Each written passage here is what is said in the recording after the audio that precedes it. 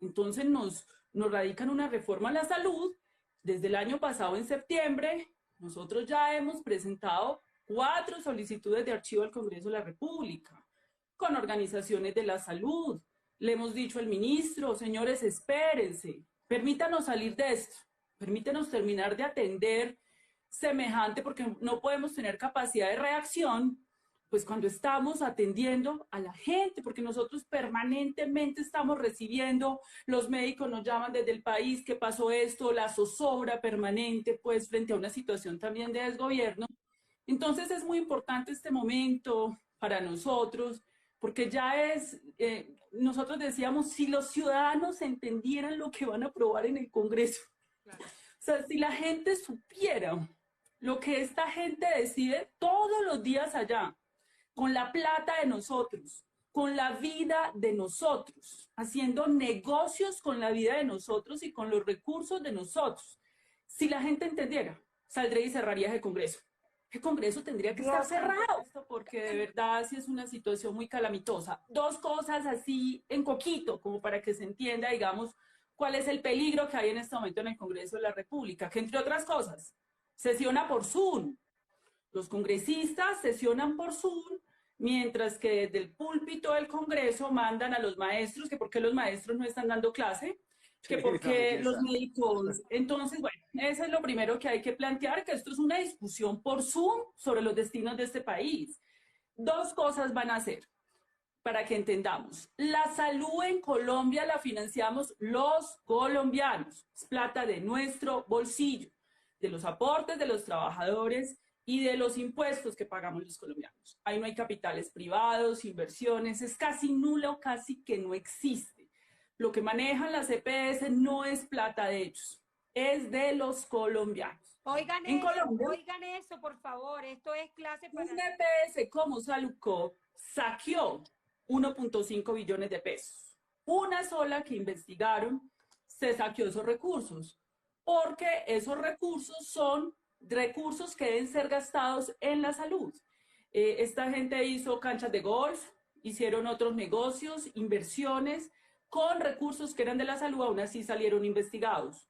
Eso sigue ocurriendo en Colombia todos los días.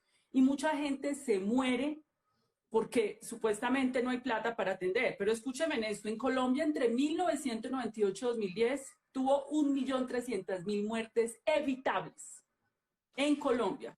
Y se ponen anualmente 210.000 tutelas por inatención, por negación de servicios de salud cuando ponemos la plata.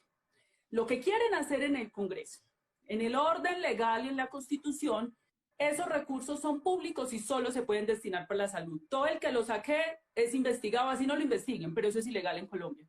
Quieren legalizar con artilugios demagógicos y artículos que esos recursos sean de ellos, que cuando entren ellos puedan hacer negocios, otro tipo de negocios, con esos recursos de la salud de los colombianos. Ese es uno de los asuntos. El segundo elemento, solamente mencionaré 3, porque es una reforma muy amplia.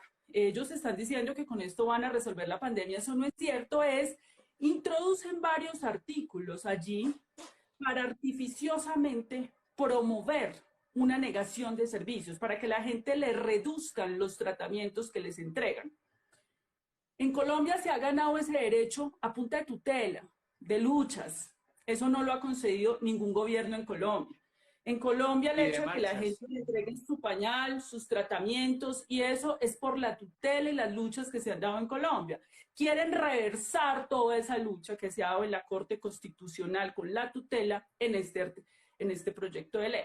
Además de otros exabruptos, abren la puerta para liquidar hospitales públicos, fusionar hospitales públicos.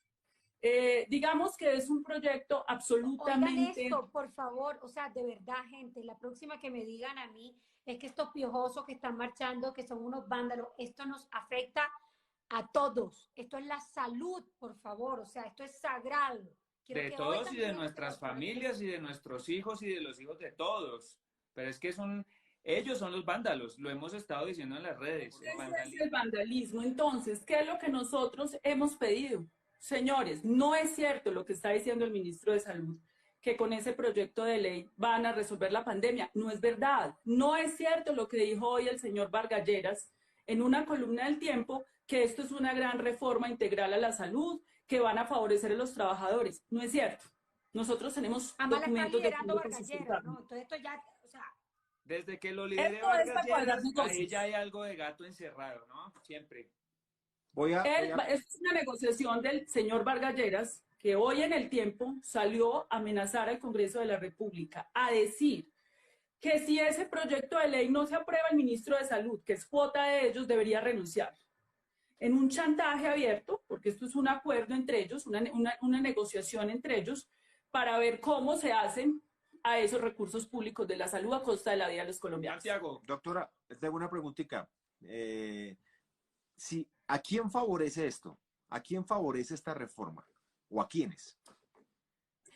A estos que han hecho negocios, a esos conglomerados banqueros. A ver, ¿quiénes son los que se benefician de la plata que aportamos los colombianos? Los bancos. Cuando usted va y cotiza y le entrega plata a la EPS, el que recauda es el banco. El banco especula con esa plata, la guarda, hace negocios, la presta y va reteniendo pagos. En Colombia no le pagan a los hospitales ni a las clínicas a tiempo, hay un déficit de 15 billones. No le pagan a médicos y enfermeras y hacen el lobby para que se niegue servicios, porque son 40 billones de pesos al año. Ahí hay muchos negocios y necesitan legalizar eso en Colombia. Ese es el almendrón de la discusión que hay en el Congreso. ¿Sabes qué? Perdón, aquí con la doctora presente, ¿sabes cuál es el enfoque? Carolina, dígame, Carolina. Unas cosas hablaba de que se había ya retirado la reforma tributaria, pero nos queda otro problema más, bueno, muchos problemas más, pero entre esos la reforma a la salud. Y yo intenté como buscar un poco como algunos puntos álgidos de la reforma y hay uno que llama mucho la atención que se llama que son las pólizas por patología. ¿Eso qué es? Mire, es que el negocio de ellos, ¿cuál es? El negocio en la salud es obligar a que la gente se vaya a la medicina prepagada, a los servicios voluntarios, a los que puede acceder una parte muy pequeña de la población colombiana, porque la población colombiana entre un 60 y 65% está en pobreza y vulnerabilidad. Sí. ¿Cierto? Entonces, precarizar ese sistema, pero eso, ojo, esos sistemas prepagados lo financian con los recursos públicos de la salud, ojo. Cuando usted paga una prepagada, que los que pueden pagar prepagada van y pagan 1 millón al mes, pero toda esa infraestructura la compran con los recursos de aporte de los colombianos. Y allá hacen un negocio, para aclarar ahí. Pero la pregunta que me hiciste, Ariana Lucía, que sí, pronto... ¿qué es pupitrazo? ¿Lo van a aprobar a pupitrazo? Ah, pupitrazo. Pupitrazo es lo siguiente, se supone que el Congreso es la representación de todos los ciudadanos. Por eso es que es muy importante que también los ciudadanos aprendan a votar. Porque si usted marchó hoy, pero entonces después va y vota mal, pues vuelve otra vez el mismo Congreso. Apenas se canse la ciudadanía, vuelven y meten eso allá. En el momento del silencio, que es como siempre actúan. Eso es muy importante, que la gente empiece a atender el problema y la necesidad del voto. ¿Qué hace el pupitrazo? Ellos se ponen de acuerdo. Se supone que el Parlamento es para debatir, pero allá muy poco se debate. Llegan con un texto ya acordado, muchas veces los congresistas ni los han leído.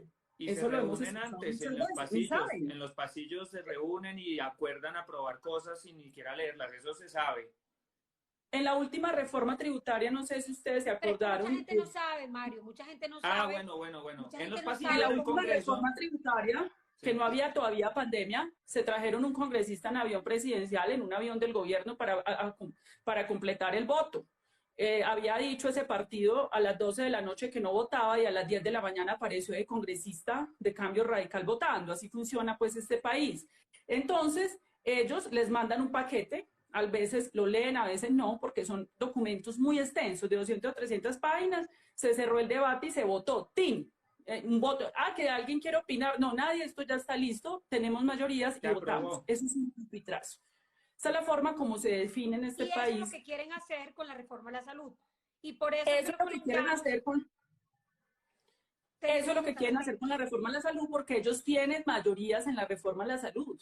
Es un acuerdo entre las bancadas del gobierno y la bancada de Cambio Radical, sin la oposición. La oposición pidió hundirla y a pupitrazo negaron el hundimiento. La oposición presentó un archivo.